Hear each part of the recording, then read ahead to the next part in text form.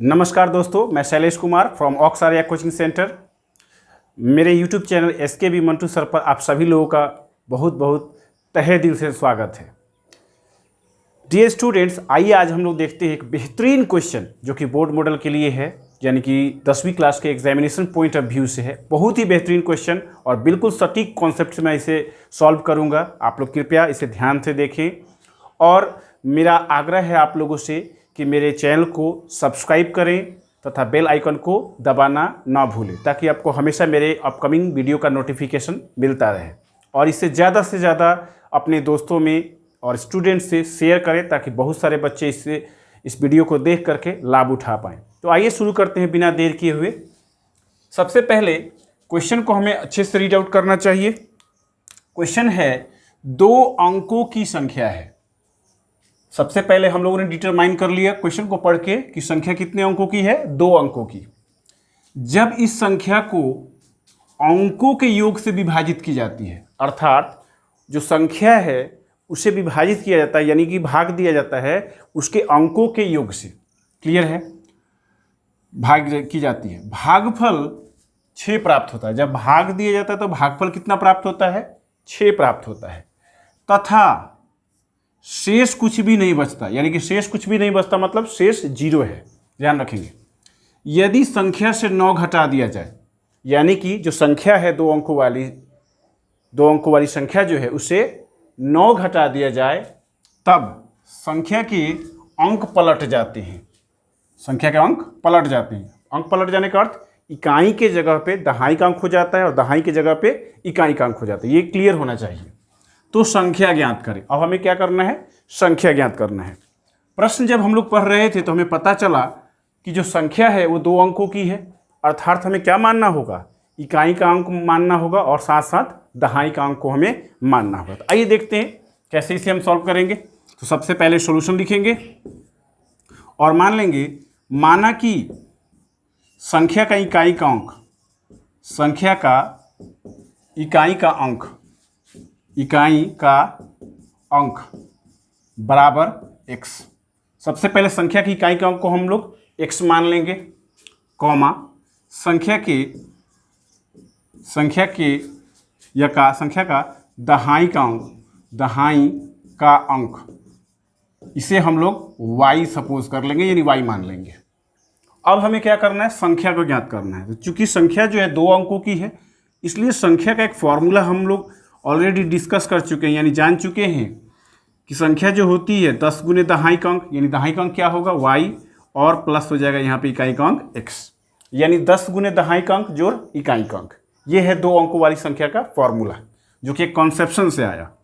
अब हमें क्या करना है? इसमें कहीं ना कहीं अंक पलट जाने की बात है, इसलिए हम लोग क्या करेंगे, उसके बारे में भी कॉन्सेप्शन लिख लेंगे। यानी कि संख्या के अंकों को पलटने पर, संख्या के अंकों को पलटने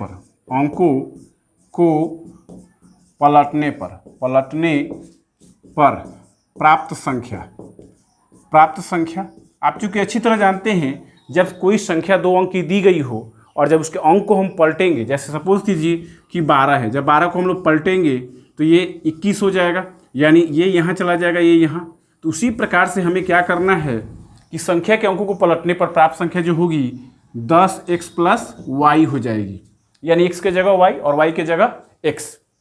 यानी यहाँ तक हम लोग बिल्कुल क्लियरली समझ चुके हैं। अब लिखेंगे हम लोग केस फर्स्ट। केस फर्स्ट में देखना है अकॉर्डिंग टू क्वेश्चन, यानी क्वेश्चन के अनुसार हमें केस फर्स्ट को सॉल्व करना है। केस फर्स्ट क्या है? 2 अंकों की एक संख्या है, जब इस संख्या को अंकों के योग से विभाजित की जाती है। तो थोड़ा सा हम लोग एक काम करते हैं, अंकों का योग भी ज्ञात कर लेते हैं।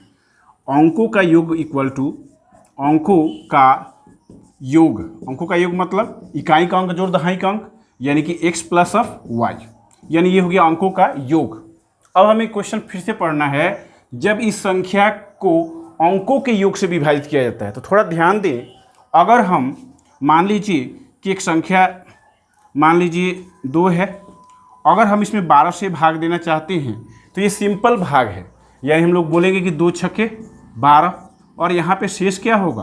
कुछ भी नहीं बचेगा, यानी कि 0 बचेगा।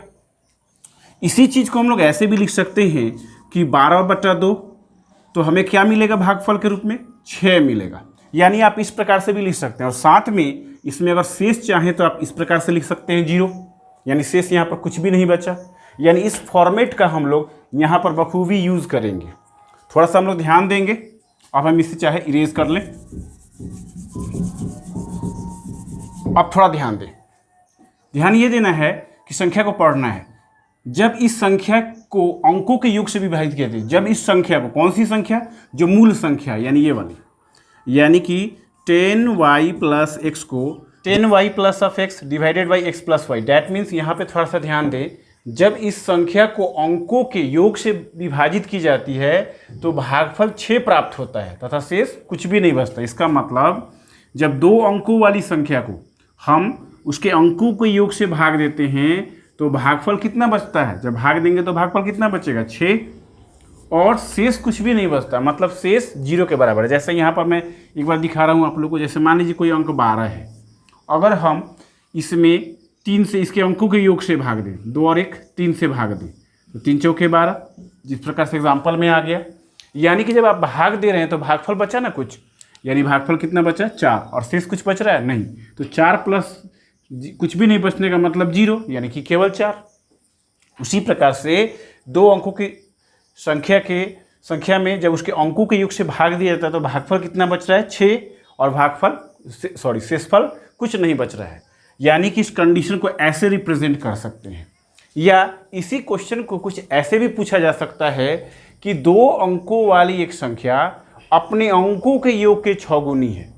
बात वही होता, और ये भागफल के रूप में दिया है, और पूछने वाला इसको गुना के रूप में ऐसे पूछ सकता था। अब हम लोग इस क्वेश्चन को आगे प्रोसीड करते हैं। देखिए कैसे बनेगा, ध्यान दें। अब ये जो x प्लस वाई है डिवाइड में, तो यहाँ पे मल्टीप्लाई होगा, that means 10y plus x और इक्वल टू 6 में मल्टीप्लाई होगा x प्लस वाई से, यानी x प्लस वाई से।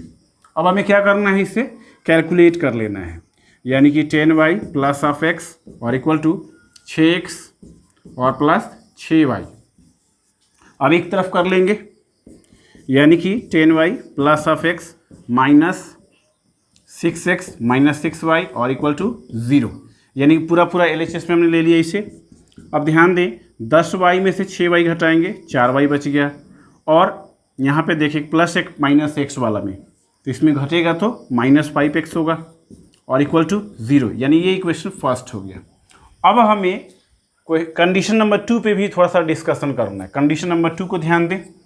कंडीशन नंबर 2 जो है ये कुछ इस प्रकार से है, यानी केस 2 में कहा जा रहा है कि यदि संख्या से 9 घटा दिया जाए, यानी जो संख्या है, यानी 2 अंकों वाली जो संख्या है उसे 9 घटा दिया जाए, तब संख्या के अंक पलट जाते हैं। ध्यान दें, यानी कि जब 2 अंकों वाली संख्या है 10y प्लस एक्स, इससे 9 घटा दिया जाए, तो संख्या के अंक पलट जाते हैं, मतलब बराबर, संख्या का अंक पलट गया मतलब 10 of x 10 of x plus y, यानी 10x प्लस वाई। अब हमें इसे अच्छे से कैलकुलेट कर लेना है। ये हो जाएगा 10y प्लस एक्स माइनस 9, और इसको इस तरफ ले आइए, यानी minus of 10x minus of y और इक्वल टू 0। अब ध्यान दें, ये 10y में से आप y को घटाएंगे तो 9 ऑफ y, और इस x को घटाइए, यानी कि प्लस x और माइनस 10x, यानी कि माइनस ऑफ 9x हो जाएगा, और ये प्लस माइनस 9 है तो बराबर किधर जाएगा तो प्लस 9 हो जाएगा। अब ध्यान दें, यहाँ पे सब के सब 9 के मल्टीपल है, वेरिएबल भी और ये अंक भी, यानी 9 से डिवाइड कर दीजिए दोनों तरफ। जब दोनों तरफ हम 9 से डिवाइड करेंगे तो y माइनस ऑफ एक्स और इक्वल टू हो जाएगा यहाँ पे 1। कैसे आया, यहाँ पे 9 से दोनों तरफ भाग देने पर, 9 से दोनों तरफ भाग देने पर, दोनों तरफ भाग देने पर, ये बात आप ध्यान रखें।